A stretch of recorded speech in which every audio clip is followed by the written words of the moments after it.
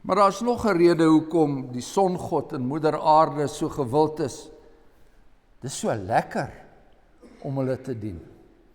In teenstel met die Here, met die God wat ons voorouers gedien het, is hierdie gode lekker loslid.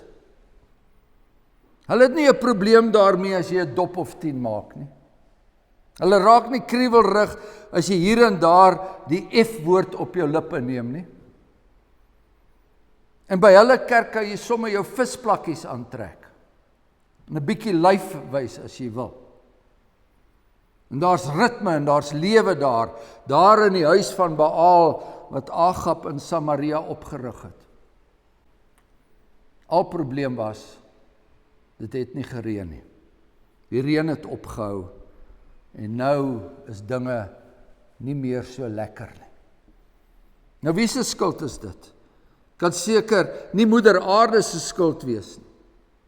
Miskien wel. Miskien het ons haar kwaad gemaak omdat ons nie die planeet aarde so lief het as wat ons moet nie. En nou straf sy ons met klimaatsverandering, met aardverwarming, wie weet.